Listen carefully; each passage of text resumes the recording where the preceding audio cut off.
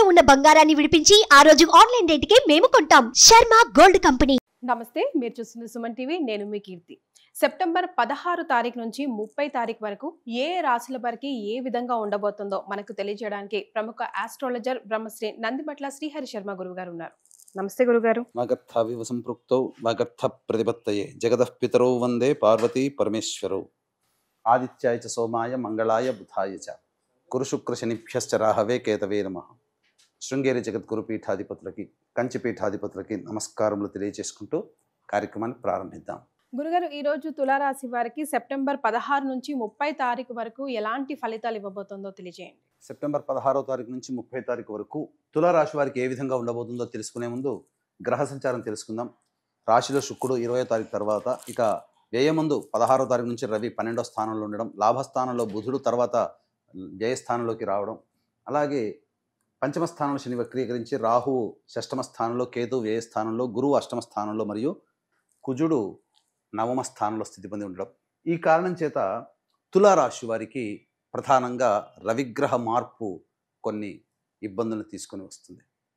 ఏమా ఇబ్బందులు అంటే, ప్రధానంగా ఉద్యోగ భద్రత అనేటువంటిది ఉండదు. ఉద్యోగంలో అధికారుల యొక్క ఆగ్రహానికి గురయ్యేటువంటి అవకాశాలు ఉంటాయి. తోటి ఉద్యోగస్తులు సహాయ సహకారాలు లేకపోవడము, మీ పనిలో మీకు ఒత్తిడి పెరగడము, తద్వారా మీరు సమస్యల్ని ఎదుర్కొనే అవకాశం ఉంటుంది. అకారణముగా నిందలు పడాల్సినటువంటి పరిస్థితి ఉద్యోగ సంఘంలో ఉంటుంది. ఇక అన్నిటికంటే బదిలీలు ఏర్పడే అవకాశాలు కూడా గోచరమవుతున్నాయి.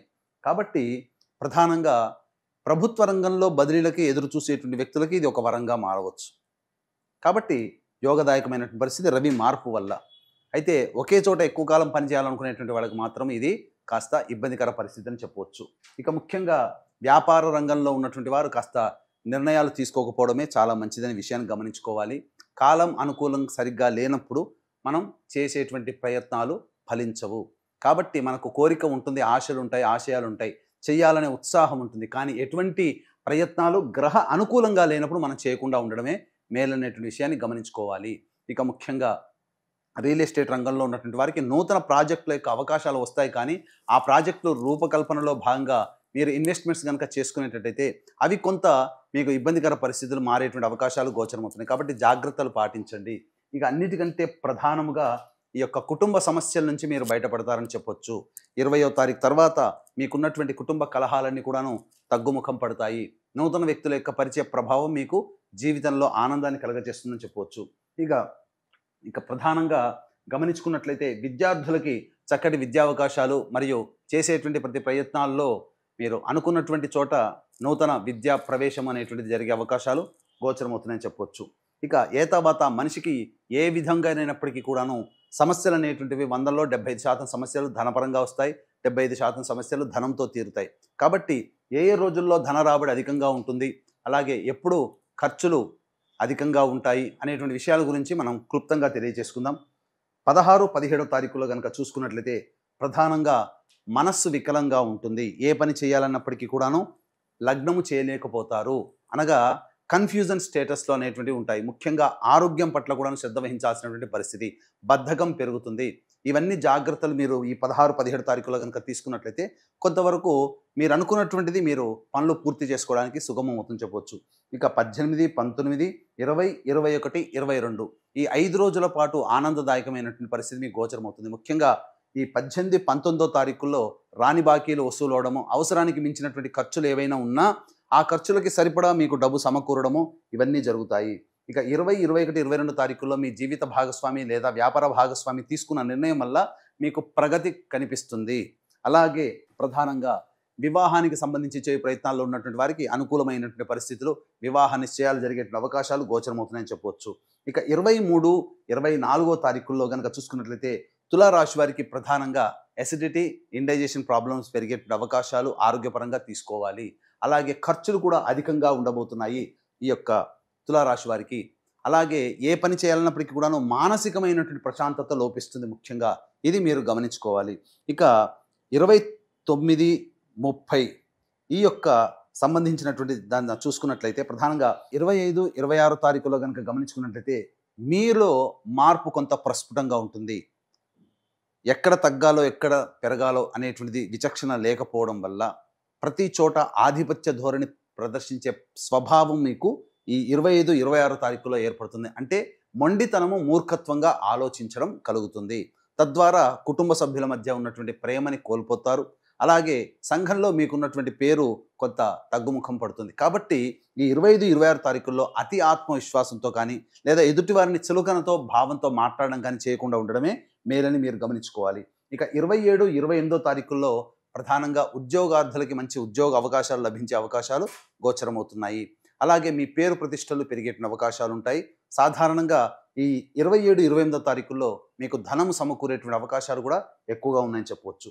ఇక 29, 30 తారీఖులో కనుక చూసుకున్నట్లయితే అన్ని రంగాలలో ఉన్నటువంటి వారికి, చిరు వ్యాపారస్తులు, కుల వృత్తులు, చేతి వృత్తులు, అలాగే ఉద్యోగము, వ్యాపార రంగంలో ఉన్నటువంటి ఎటువంటి వారికైనప్పటికీ కూడాను లాభసాటిగా ఉంటుందని చెప్పవచ్చు.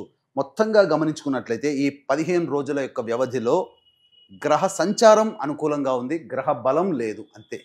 గ్రహ సంచారం అనుకూలంగా ఉన్నప్పుడు గ్రహ బలం లేకపోయినా ఆ గ్రహ సంచార ప్రభావంలో మీకు అనుకూలంగా జరిగే అవకాశాలు గోచరమవుతున్నాయి. కాబట్టి ఈ యొక్క తులారాశి వారికి సాధారణం కంటే ఎక్కువగా మంచి శుభ ఫలితాలు. ఒక ఉద్యోగస్తులు మాత్రమే భద్రతతో మీరు చాలా జాగ్రత్తగా లౌక్యంతో మీ యొక్క ఉద్యోగంలో మెలగాలి ఈ యొక్క 30వ తారీఖు వరకు అని చెప్పవచ్చు.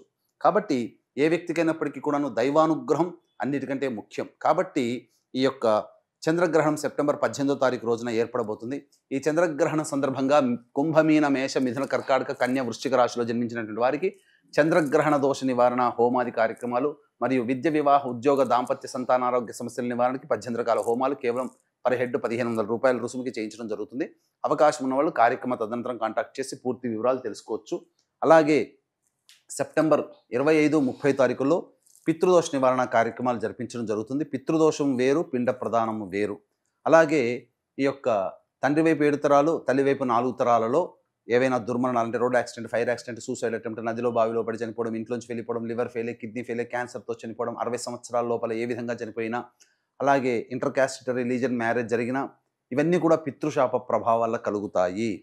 పితృదోషం ఉన్నటువంటి కారణం చేత జీవితంలో అభివృద్ధి ఉండదు, సకాలానికి పెళ్లిళ్ళు కావు, సంతానాలు కలగవు, ఇలా అనేక రకాలైనటువంటి సమస్యలు ఉంటాయి. అన్ని అవకాశాలు దగ్గర దాకా వచ్చి వెనక్కి వెళ్ళిపోతాయి. కాబట్టి ఇట్టి పితృదోష నివారణకి 25, 30 సెప్టెంబర్ మాసంలో చేయించడం జరుగుతుంది.